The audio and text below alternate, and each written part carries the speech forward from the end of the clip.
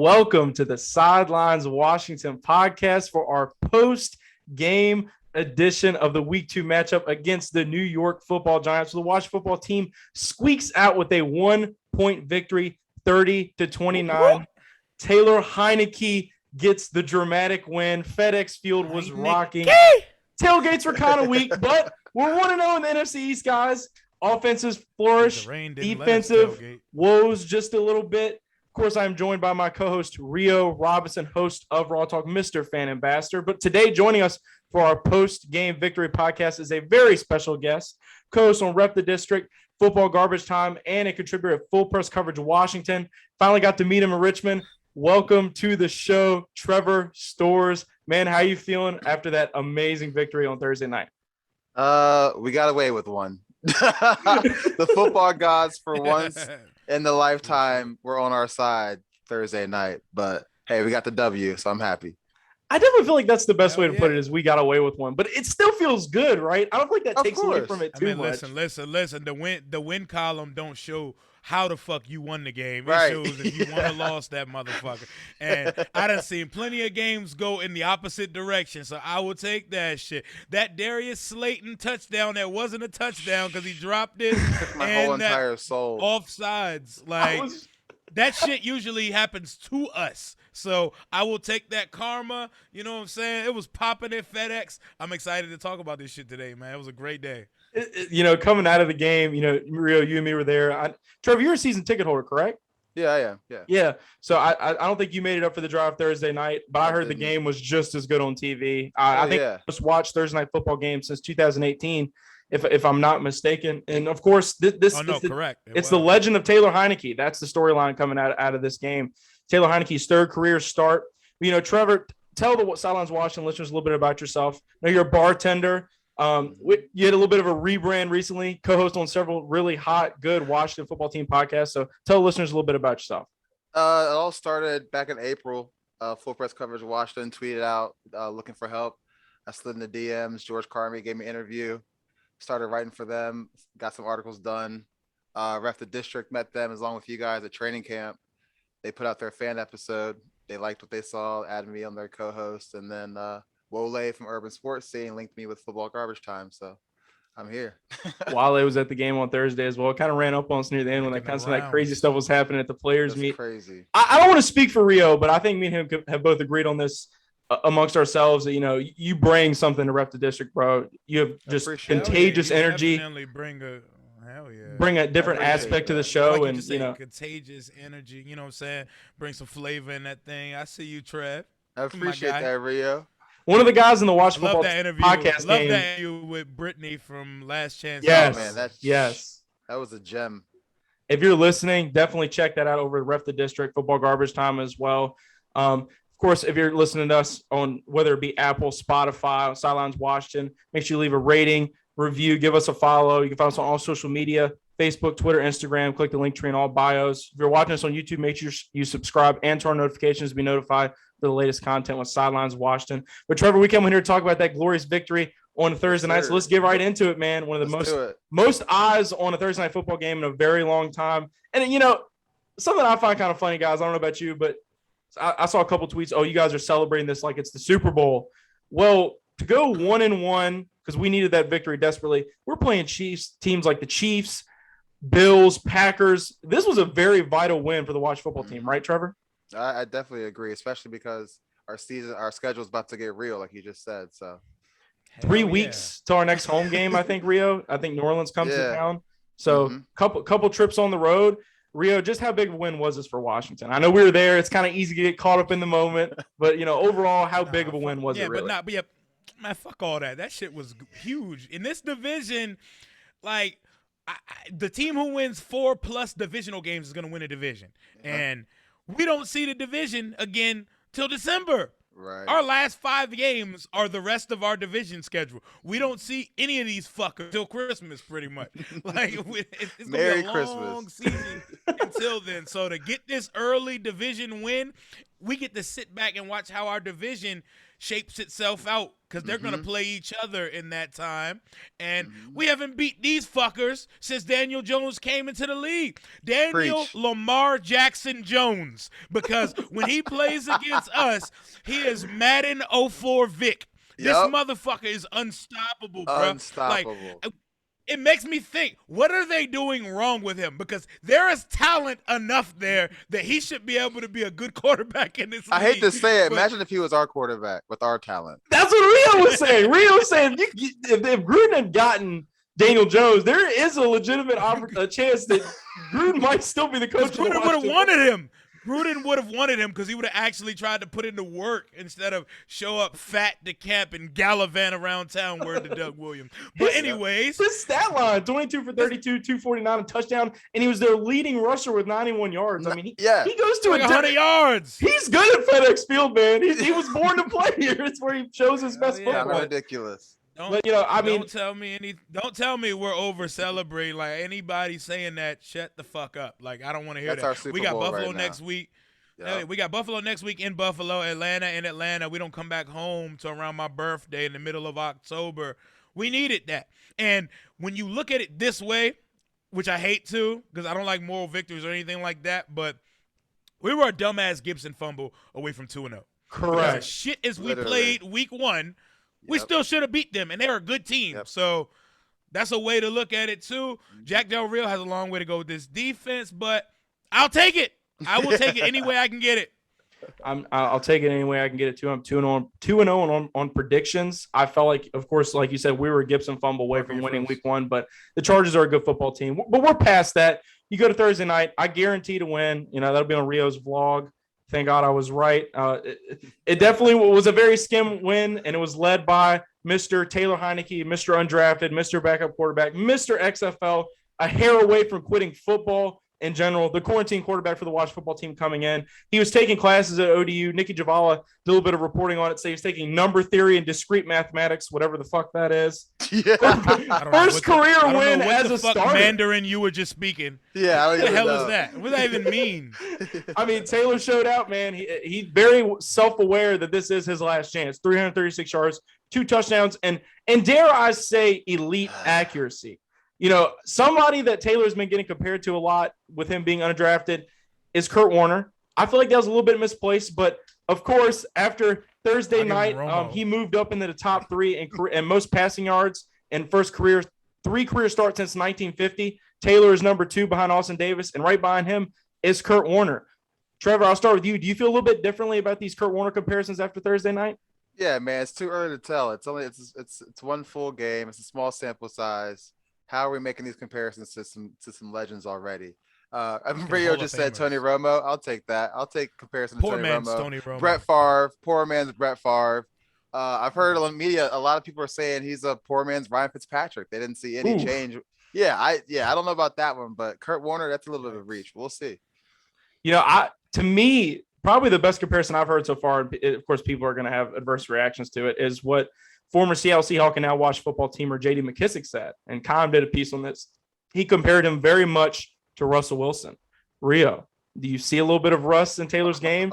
You let Taylor cook? We're not doing that. Listen, I bought. We are not disrespecting Russell Wilson like that. I bought a fucking Heinicke jersey yesterday. I'm buying into the story. You did what? I did it, bro. I got the white Heinicke, bro. I'm not even lying, bro. Like, fam. Even if he flames out and this doesn't work out, I fuck with the moxie. I like the moxie enough that I'll roll. He's a killer. He loves it. I mean, he's no fear, no shame. He's a fucking he's a swagged out badass. Yo, Colleen Wolf and them asked him after the game, does he feel like it's his job going forward? He was like, absolutely. Look straight into the camera. He said the team loves me. Absolutely. Logan Thomas said it. Logan Thomas said we never envisioned him as the backup. Boys. He said, ask the locker room. Right. They'll let you know. Fitzpatrick, you don't live here anymore, man. This is Taylor's team. I mean, it's no joke. In Taylor we trust. To the water park. I don't know about you, Rio. Before the season starts, Fitzpatrick. Water park. I haven't That shit seen might be FedEx true. like that since 2012, guys. And the ticket reps definitely add on to that hype as well. I mean, they're all over the place. And just seeing it from TV, that place was jam packed, bro. I don't care how many Giants. I don't care. It was mad people. Yeah. You guys lost your voice from the game. You should have heard how we sounded yesterday. There was no way we were recording. I know. Absolutely no way. Parker called me and we both sounded fucking ridiculous. Yo. It sounded prepubescent as hell, but it was worth it, man. Yes, like sir. I was, when he missed the first kick, I had sat down and put my head in my face, and they had to like tap me like, yo, there's a flag on the play. I was like, it's probably against us, bro. I'm sick. And they were like, no. Another kick. We're celebrating. I was like, yes. I just kept There's no way saying he's gonna miss two.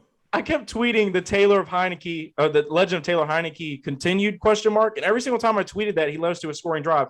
I think he actually on 3 scoring drives only had like 1 or 2 incompletions. I mean, he's not afraid to throw it into traffic whatsoever. I will say this: the first few throws when he was first out there, I was like, "Yo, we about to have a long game." He was throwing way too high last week. That De'Ami Brown catch. De'Ami got ups. I didn't know his vertical was like that, but that shit was way too high. Yeah, that was a Haskins throw. Yeah, but he settled down. But that Ricky Seals drones, that was an all-pro throw. Oh, that was beautiful. That was an first of all, that throw. two-play drive. That two-play drive was just from Scott JD Turner. McKissick, like that. He kept his feet for once. Thank God. He was. I know. He falls every time. When he sees open field, he gets so excited and he falls. That's what he does. I mean, so what the hell did he do? What the hell did JD do to not be on the field week 1? Because he was not on the field. We were talking about that. He was 80 receptions last year and had no appearance in week 1. And in week 2, he puts together, in my opinion, the biggest play of the game. I mean, the Ricky Seals-Jones catch was absolutely fantastic. But that play, it set it up. Yeah, exactly. I mean, like Chase Young said, he could throw that pill, man. And somehow I kind of want to get y'all's opinion on your take on is Scott Turner. A lot of people were very critical of Scott Turner in the last 2 minutes of that game, deciding to throw the ball. I think it was on 2nd and 7-ish when Antonio Gibson was having a day, and we'll certainly get to Antonio Gibson's performance in this game. But what are your overall thoughts on Scott Turner, and how much of a hand did he have in that turnover right at the end of the game that thankfully didn't cost us the game? Rio, I'll start with you. I mean, I have mixed feelings about it because I didn't understand why we were passing, but at the same time, we were actually trying to get the first down, so I can at least appreciate the goal to throw it. That fucking pick was 100% on Heinicke, though. And he knew it. And he knew it. Throw. Like, as great, like, his performance might have been perfect if not for that throw, because that throw was such a rookie fucking throw. Like, that was probably like his worst throw of the entire game, literally. I'm going to pick that pass off because he threw it right to Bradbury. Because Bradbury got his ass worked all day. All night. And the one route all night where Terry kind of, doesn't put too much into it. He's like, Taylor's not throwing this shit to me. He throws it to him. And I was devastated when it happened, but, I'm not putting that on Scott. At the end of the day, Scott was trying to win the fucking game. He wasn't trying to get the Giants the ball back. He was trying to get another. 2 first downs would have ended it at that point. So And Scott might, if Taylor stays healthy, Taylor puts on 15 pounds offseason, you could certainly tell that Taylor knows this offense. He's been playing this offense his whole life and throughout his professional career as well. It's absolutely fluid. It happened right in front of me. When the ball was leaving Taylor's hands, you could almost see that he instantaneously knew he made a mistake. Knew it was going to be a pick. And this coaching staff has always really committed Taylor for his ability to learn from his mistakes. And, his accuracy in this game, like Trevor said, honestly is very underrated. That touchdown throw to Ricky Seals-Jones, a 13.7 completion percentage probability on next-gen stats, that's an elite level throw, guys. And it was kind of funny to me. Throws to Terry McLaurin were accurate as hell. All of them. And, it was definitely scary hours with Terry McLaurin during this game. 11 receptions on 14 targets, 107 yards, 1 score. He was absolutely cooking. The only thing, if I want to nitpick Heinicke, which I will anyway, I feel like he zeroes in on his receivers a little too much. I feel like he just stares them down just a little too much because he misses a lot of open opportunities. He missed Logan Thomas over the middle when trying to get that first down, but he kicked it to Humphreys instead. And I think he missed maybe Cam Sims. I don't know, but yeah, he just zeroes in a little too much. I actually posted a clip of the Ricky Seals-Jones. Go ahead. And I think he goes to his right like 90% of the time. Yes, he does. Like he doesn't look to the opposite side as much. No. But shit, I'm not gonna complain about it, bro. No, Alex Smith would he never. looked good. Yeah, exactly. Alex Smith would never. Dwayne would never. Case Keenum would never. Someone else who looked very good was some man that we've already spoken of, and that is Antonio Gibson. 4.8 yards per carry with a very porous offensive line. But before we move on to that, I got to say, all those Heinicke Hive people, all those people that were so critical during the offseason and thought that this was just some cult, some fandom that was being accumulated, I would love to hear what you have to say now. I would love to hear what you have to say now. It's very unfair to Fitzpatrick. I do understand, but everybody that was happy about Taylor Heincke and what he showed in that playoff game, it really cracks me up to see how they've all turned around now. Of course, merch is going to start selling like crazy. Rio's already got his jersey. I bought this damn T-shirt back in January. Honestly, it kind of felt like a meme to me, but we might actually have something here, guys. It's a journey. Hold on. We'll see where it goes, but we might actually have something here. I'm gonna just enjoy the ride. I'm gonna just enjoy the ride for right now. You know, buckle up. You know, I'm here for the Heinicke experience. I would love to see him start the next 15 games. Bro, if we go to Buffalo and beat Josh Allen in Buffalo with Taylor Heinicke, it's gonna be I might be a believer. The question is, before we move on, I want to talk about Antonio Gibson because he had a great night. He's had a great start to NFL season in general. But what does Heinicke have to do in 2021, Trevor, to earn that starting job? And does it stop the Washington football team's pursuit of a quarterback? I think he needs to continue what he did on Thursday. Maybe build on it. Details or adjust the details a little bit, things that we can't see because we're not there. But if he just keeps being consistent, smart with the ball security, takes care of the ball, I think he has a chance of finishing out the rest of the season for sure. In the future, I'm still not so sold on that. He's not durable. We don't know, long-term effect. So I'm just going to take it week by week. And taking it week by week is certainly the best thing to do. But this was a conversation me and Rio had, I think, on the way back. Like, what stat line would he have to put up for people to be like, you know what? I feel good about him going into next season. I think Rio, yours was like 30 touchdowns and maybe 10 picks or something, or a little bit under 10 interceptions. Mm-hmm. I mean, Kirk Cousins. The most important stat is what we put up in the win column, because if he can lead us to the division title again and the numbers also match what the win column looks like, he might put himself in a position to be indispensable. But I think it would take a lot for us to not look at quarterbacks in the offseason. Absolutely. And, Kirk's best year here, before everybody says 30 touchdowns, 29 touchdowns. I mean, pretty much the same thing. But, I mean, Kirk never got to 30. 4,900 yards, though. Yeah, exactly. Yeah. If it's anything close to Kirk's performance back then, it's certainly a conversation we're going to come back around to. Got to enjoy the ride until then. Got a lot of tough matchups coming up. It's certainly a fun ride to be on. And, of course, in Taylor, we trust. I'll say this, though. It is cool that he'll have the chance to get a full 16 games like the previous quarterbacks we compare him to, because we got the 17-game season now. So you could discount the first game. He got a half in that game. He's going to have the stats of a full season starter if he plays and makes it through the season. Knock on wood. I hope so. I would love to see what the season looks like if he starts every game from here on out. Yeah. Absolutely. And he gets another shot at the GOAT, Tom Brady, FedEx Field. We winning that game, bro. The rematch. We're winning that one. And one way we will win that game is with Mr. Antonio Gibson, former wide receiver turned running back, 4.8 yards per carry. Gibson's having some pretty good numbers coming out of both of these weeks. 90 yards week one, right at 70 week two. In my opinion, could have gotten more work than he did in week two, but I'm sure they're not going to beat it into the ground too hard. Trevor, what did you think of Antonio Gibson's performance Thursday night? And are we seeing kind of a top-tier back developing here in Washington? I certainly think an argument could be made. I agree with you. He keeps his feet moving, bro. He accepts contact, doesn't go down, just keeps on trucking. He hits the hole with speed, burst. Looks like he's kind of understanding his position a little bit better, like he said he is. So I like him. I like him as a feature running back. I'll take it. And of course, we hear all these comparisons, Christian McCaffrey, all that stuff from Carolina. They want him to be that guy for the Washington football team.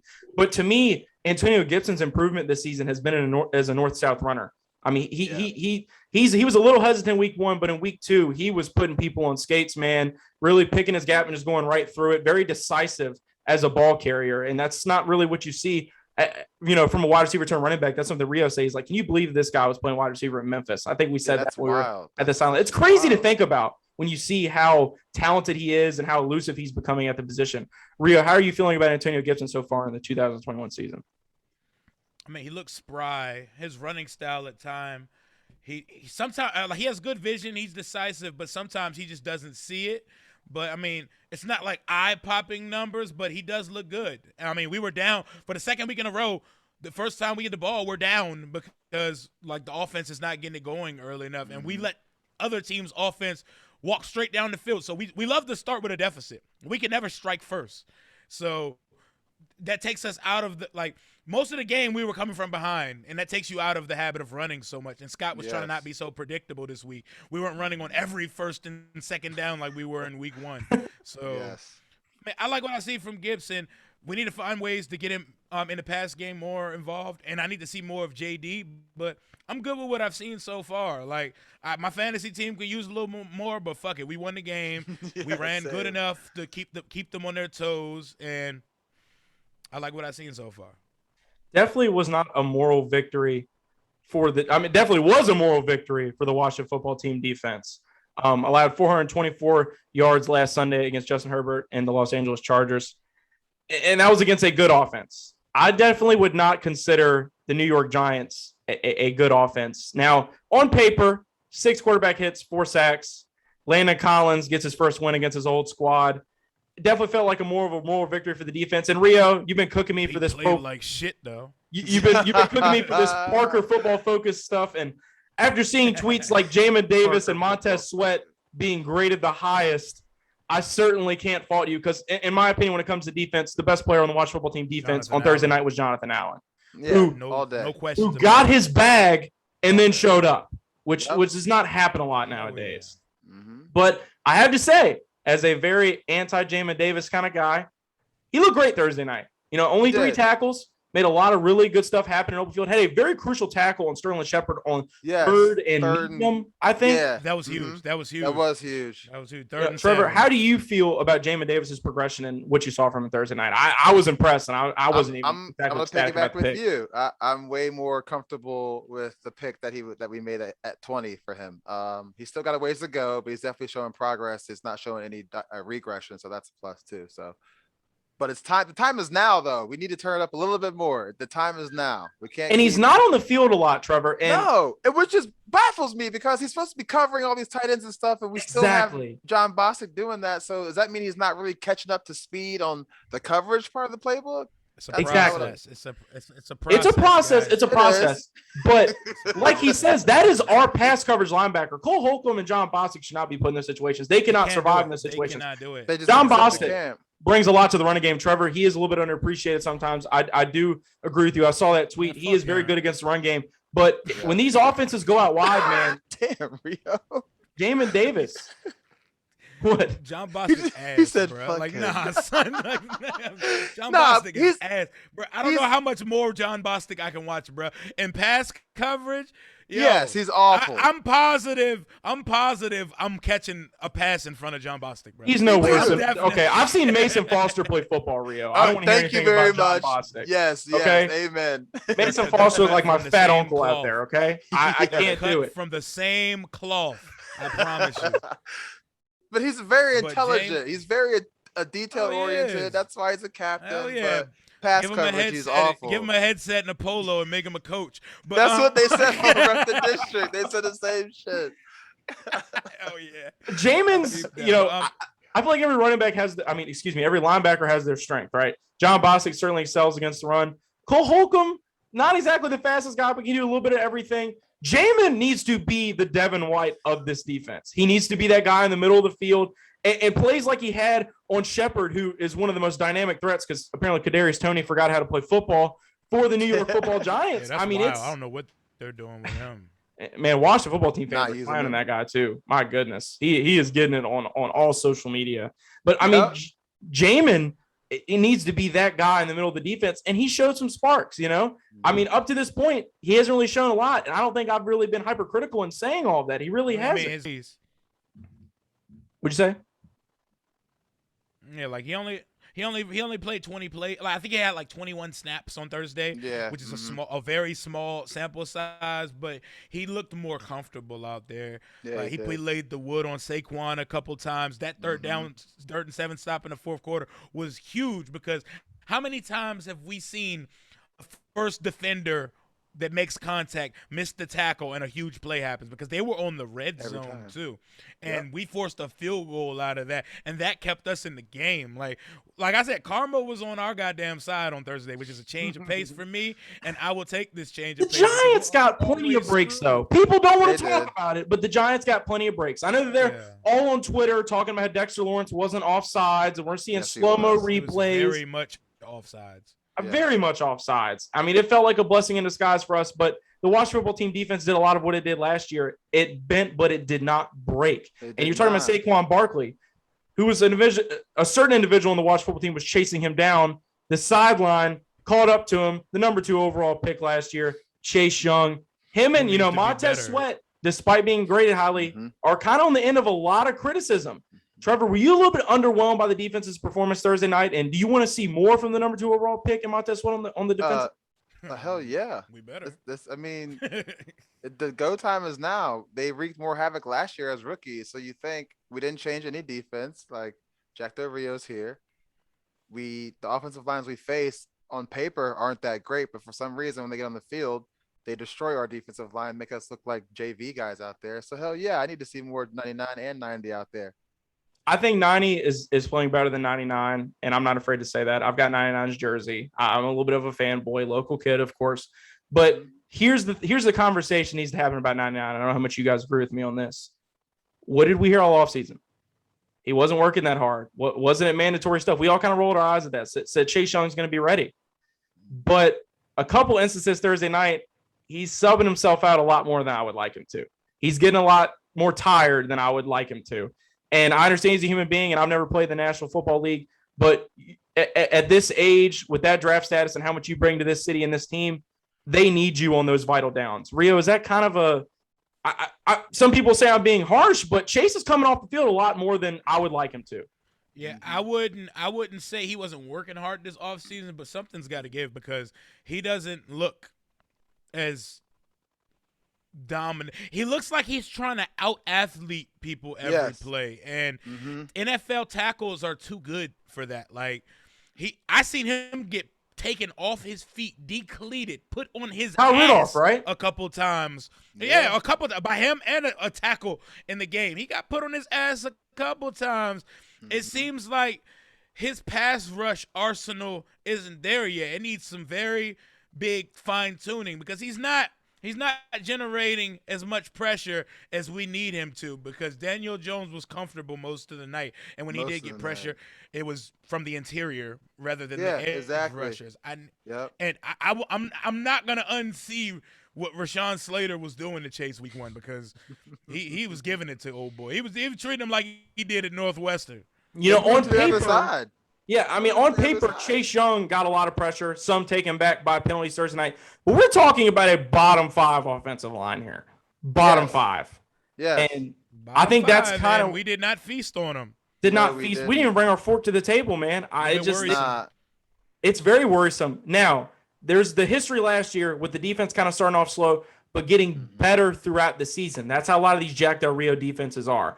Do you think that's the case here, Trevor? I mean, history certainly repeats itself. I mean, first game, D-line got 0 pressure. Second game, we got a little bit better pressure. So I think the defense will get better as time goes on, because we've added some new pieces back there too, with Bobby McCain and William Jackson and Benjamin St. Juste as well. So they all got to get that communication down and the gelling down, and I think we'll be okay. But also, the time is now because of our schedule, because we play these great teams coming up until December, where we meet the NFC least again. So these great teams, and we're this great defense, quote unquote, best defense in the NFL. This is a conversation that's happening. This is why guys like Dan Orlovsky and Louis Riddick are on sports media talking about how the Washington are locked to win the NFC East. Performances like Thursday night don't make me feel good about Patrick Mahomes coming to FedEx. Performances like Thursday night don't make me feel good about Tom Brady coming to FedEx. Oh my God, yeah. I mean, we certainly hope. We certainly hope that that's the case and they get better throughout the season. Now, I'll tell you guys this. On the back end, despite Darius Slayton almost making a career off this man, William Jackson III has looked legit. Yes, he for has. the Washington football team. Sure. Despite his beef with Pac-Man Jones. Yeah. Yo, that's out of nowhere, too. I was just chilling, and I just happened to see on his Instagram story. I'm like, William Jackson's addressing his camera for real about what? And it's Pac-Man Jones? Crazy, man. And you know, not William Jackson don't want real life smoke with him. Yeah, not real life. Football field smoke. He's Yeah, a but real not thug, bro. He'll be playing on Sundays. Might be a celebrity boxing match here on Fight or Triller coming up soon. They might have a boxing match soon. You never know. Well, Jackson definitely got enough of a bag to not kind of squander on a boxing match. But, you know, William Jackson III, you look at Ronald Darby. You know, Denver Broncos losing him. Looks like we got the only good year out of Ronald Darby's career, yeah, looks like. Yep. So it looks like a win-win with William Jackson.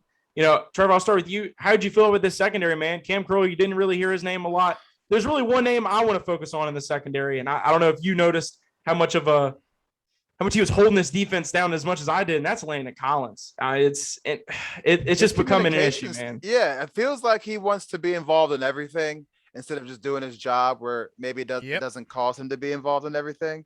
That William Jackson play, that Darius Slayton drop was not on William Jackson. It was maybe a little bit, but mainly on Landon because of miscommunication. He was too nosy at the tight end to try to get a big old hit and stand up and do his shoulder thing and get the crowd going instead of and then he had the nerve to be upset when the bomb, he noticed the bomb and it was like, dude, that was your fault. Like, you. You know what I think? I think back to 2019. You see Landon, his first year with the football team, on the podium. Oh, it's just a bunch of miscommunication on the defense. He's constantly passing this off to other people, man. It just really looks like he's here to cash a check. I mean, he can be a great locker room leader guy and all that stuff, but the more we go on, the more of a liability he looks like. Bobby McCain has impressed me more this season than Landon Collins has. Rio, how'd you feel about the secondary? Landon looked good week 1, but he did not look good on Thursday. He looked like shit. He was all over the place Thursday. That man is slow too. Like, I don't even know. Man. He had an angle on Daniel Jones and still didn't even come close. Did you see him lower his shoulder on Dan? I mean, Daniel Jones is a big dude, but his hit on Daniel Jones. Yeah, and he got up and looked at him like, I'm like, bro, he just got a first down. That was the weakest shoulder tackle I've ever seen in my life. That's what I'm saying. Like, I feel like when he was in New York, like he heard more about him because he was making plays where he was supposed to be. Like, you know, he was doing his job. Now he's just trying to be involved in every single play. I'll tell you another guy. When I hear the word liability on defense, I think that's where you're about to go. So we're on the same page. When I hear liability, I think of number 29, Kendall Fuller. Thank you very much. He looks like dog shit through 2 weeks. I don't know. Like, it's making me take back my Jimmy Moreland stances because, bruh, what's going on with Kendall, bruh? Is it because the Hokies are trash? What's going on with him, bruh? Whoa, you think he got that Super Bowl ring and it got to his head and he thinks he's an elite slot corner, but really he's not. He can't, like, it's not just that he can't keep up with vertical threats. He's bad in the run game. He's bad in coverage. He's bad in the slot on the outs. He looks terrible right now. Like, what the fuck is he doing? He does not turn his head around. He could have mad picks at all. He just turns his head around. Oh my God. And he's going to get PI every time. Every time. He never gets his head around. Nope. That one little hold because he got beat. Yep. I really thought those yellow flags were going to be the end of us Thursday night, but we ended up escaping. You know, speaking of the defense, there were a couple guys that I thought looked good. Certainly on the interior defensive line, you know, Matthew Ioannidis, you know, another year, another injury for him, number 98. But I'm gonna tell you one thing: we all know who the odd man out is on this defensive line, but it's gonna be hard to let him go when he plays the way he did Thursday night, and that's Deron Payne. Coming out of Alabama, part of that defensive unit, he certainly has become a force in the run game as well. And I really do feel like his play is a little bit underappreciated. I know Rio's not a PFF guy, but at the end of the day, I do feel like Deron Payne deserves a little bit of a nod there. And, you know, of course, St. Juice as well, too, a little bit. He had a very good bounce back game. He did. That wasn't he looked a lot better than he did week 1. You know, it's funny because you heard a lot last week about how he was getting cooked, and hell, I was one of the people say he was getting cooked. I was talking about the PFF rating. But you watch a little bit of tape from last week, watch a little bit of tape from this week as well. He's right where he needs to be. He's in the play every single down, and you really can't ask much more out of the rookie than that. We obviously know that he is going to be picked on, but of course, the Sidelines Washington Podcast is brought to you by PrizePicks, where it is you versus the projection, not you versus the player. But also, you could hear the rise in Rio's voice, and I don't think that's all that he has to say about Mr. 29 on the Washington football team. This is Rio's Rant of the Week brought to you by Homage. Make sure you use promo code SSN Sports 21 for an additional 20% off your next purchase at homage.com. Rio, what is your rant of the week? My rant of the week this week is cops on horses. I don't know. Post-game, this doesn't even have shit to do with the football game. Post-game, because we like to go greet our players on the way back to their cars at the end of the game at the players' lot. But this week, I'm almost fucking ran over by Spirit because fucking some Maryland cop on her fucking high horse, literally, no pun intended, decides to pull up on me, Keith, Parker, and Jalen with a fucking horse. Like, she almost ran me over on the horse. We almost died happy. Hell yeah. It smelled like a goddamn circus over. First of all, why are cops on horses at a football game? Like, I don't even know what that means or what their significance is to the game. That's a good point. I don't know what type of prehistoric shit is Pony Express shit is this. I don't know what is happening here. But lady was about to get a lawsuit. Like, they had me. I got on my Karen shit. I hit up Joey Kobe Begovic after to get Joey. You need to talk to someone. I'd like to escalate this situation. I was almost assaulted by a horse waiting for our players to return to the lot post game. So my rant of the week is going to be whoever a cop on a horse. Look, you look like a Karen. Karen, please watch where you're going with your fucking horse, and you are unnecessary in the players' lot. Did she say anything FedEx to you? Field. So let me set the scene a little bit for you here. We get over there. I want to hear some more. To meet the players, right? We always meet a post game. Brandon Scherf's talking to his two fans over there. There's not much of a. I want. You're not gonna speed past that like we didn't hear you just say two fans, but okay, go ahead. I'm just being honest, guys. We like to keep it a buck. So they did an absolutely horrid job of establishing a perimeter. I mean, I work security. I know a little bit about that. And of course, we're talking to all the players. Hall of Fame Mr. Bob Hunn's over here with gloves, talking to Aaron Andrews, and all we want to do is wave at De'Ami Brown. That's it, right? So then we're sitting there taking pictures, yelling at the guys. Dax Milne walked by, got to talk to him, a couple other people. And then, like he said, Black Stallion and a whole brigade come out of absolutely nowhere. Rio's on his third GoPro battery, trying to record what's going on. And I'm like, Rio, there's a horse behind you. And Rio almost killed a fan ambassador. They literally almost killed a fan ambassador. That night would have been completely washed over if we lost Rio Robinson in the same night. I mean, don't get me wrong. He would have died happy. But FedEx Field, whatever, PD, I don't give a shit who you are if you're listening to this. Since they want to be big and bold and say stuff on the radio, I feel like we can do that on podcasts as well. You got to do better, okay? You got to do better. I know it's a COVID world. I completely get it, but you got to do better. Rio, hope I did you justice. Hell yeah, that horse was about to take my whole rotator cuff off my arm. Jalen was almost gone too. Keith was twerking 3 minutes before. Mad as shit. I mean, it was wild. It really did feel like we won the Super Bowl. I mean, it was like a post. I saw that. Victory celebration. Saw Keith was twerking. Keith was twerking. That's definitely not something anyone wants to see under any circumstances. In overalls. But yeah, FedEx Field people. The rant of the week. Brought to you by Homage. Promo code SSN Sports 21 for additional 20% off your next purchase at homage.com. But shout out Joey. Shout out to Joey. Always a pleasant face to see. Enjoy Pride Night. Everything they had going on at FedEx Field, very rainy night, but I think it was very enjoyable for all parties. Win, loss, or draw. The win definitely made it feel better. Rio rocking the scarf that I've already lost. Ooh, nice. You've already Siempre lost. Washington. It was I've already lost as well. We got a free beer as well.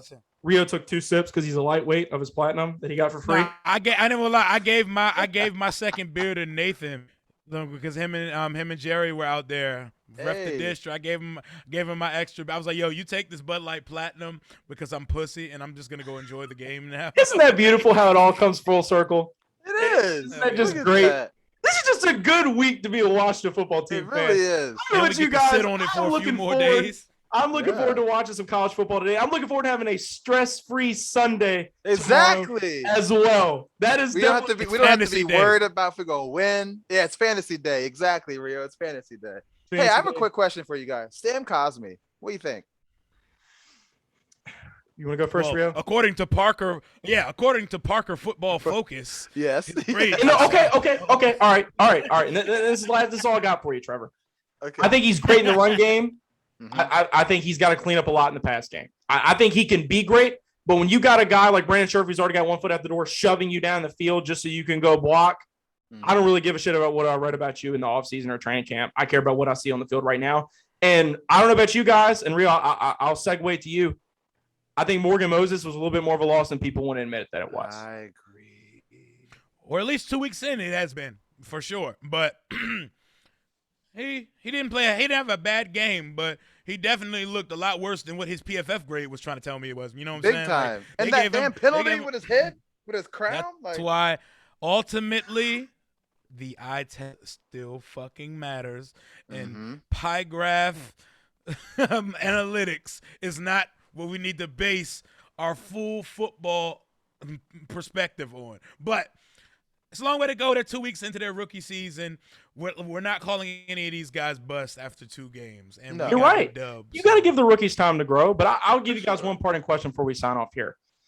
What is more concerning at this point going into week 3? Of course, we're not going to talk about next week until next week.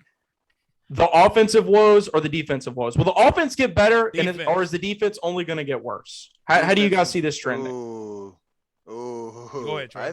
I think the defense is going to get better. At least I hope it does. It can't get worse. It can't get worse. And I honestly think our offense can get better too. I think now that if we have Heinicke as the full-time starter, we're going to game plan around him. He has the time to prepare, especially against Buffalo next. He has 10 days to do it. So you saw what he did on the go in 2 days, 3 days. So I think we can. He finally gets the audition that this team paid him for. Literal audition, a full sample size of Ron game. knows how McDermott gets down too, so because that's his guy from over. I'm gonna say this right now. North. I'm going on a couple podcasts this week. That's going to be a dogfight. I mean, we know they have the firepower. We all know that, but I think this game's going to be a lot closer than people think. I really do. But unfortunately, that is all the time we have today. What a great win for the Washington football team. Like I said, if you're listening, make sure you subscribe, leave a rating, review, subscribe on YouTube. Find us on all social media at Sidelines_WFT. Trev, thank you so much for joining us, man. I said, we're huge. I want to come back. We're huge fans of Ref the District. I love what you do on Football Garbage Time as well. Seeing some of your stuff on FPC Washington. You were as advertised. One of the best parts of Richmond, man. Tell the Sidelines Washington listeners where they can find you, bro. You can find me on Twitter, Trevor Stores WFT. You can find me on Instagram, Trev_Stores, and then Full Press Coverage Washington, Ref the District, and Football Garbage Time as well. Excellent rebrand. I kind of mistake you for another certain Rev T or something. Yeah, y'all told me about that at training camp, so I had to switch that up because I'm not gonna be that person. Don't get that man TV time, Parker. God damn it. Rio, we're not saying that name on this pod, bro. I definitely want to come back, you guys. This is a blast. I definitely want to be back. Won't be the last time, bro. It's gonna be a long season. Rio, tell them the latest with Raw Talk. So you just put a new episode today, man. Tell them where they can find you. Yes, sir. Rambling with Rio Robinson on YouTube. Rambling about Washington. That's the pod acronym RAW because we keep it raw, unfiltered, unbiased, and we keep it a buck all the time. I just dropped my game week 2 recap with my guy Rico from Street Scores. Monday morning, the vlog. You already know it's gonna be litty. Check the channel Monday morning. It's gonna the post game vibes are immaculate. Wild. Are immaculate. Disclaimer: there will be language on that joke. For everything that the tailgate lacked, everything else just brought it to the table. It's because we couldn't really tailgate in that stupid-ass weather, man. It was fucking monsoon outside. We had to go in the stadium as soon as the gates open. But y'all know where to find me. Rio_Robinson91 in that Raw Podcast W Rio. Yes, sir. Well, like Mr. Trevor here, we got another football team content creator coming on this week to preview the Buffalo Bills matchup. I'll be on a couple Buffalo Bills podcasts as well. It's game week, but like I said, people, enjoy the weekend, enjoy the win. The Washington football team earned it. Yes, more eyes on this team now than in recent memory, I could definitely say. Of course, I'm the head of NFL operations here at the Sidelines Sports Network. So if you or someone you know is interested in covering their favorite team for one of the fastest rising sport networks in the country, make sure you email me at silence_WFT@gmail.com or DM me at Parker Hamlett on all social media. Like I said, talk to you guys next week while we preview the Buffalo Bills. This is the SSN signing off. This episode was brought to you by Parker Football Focus. Do-do.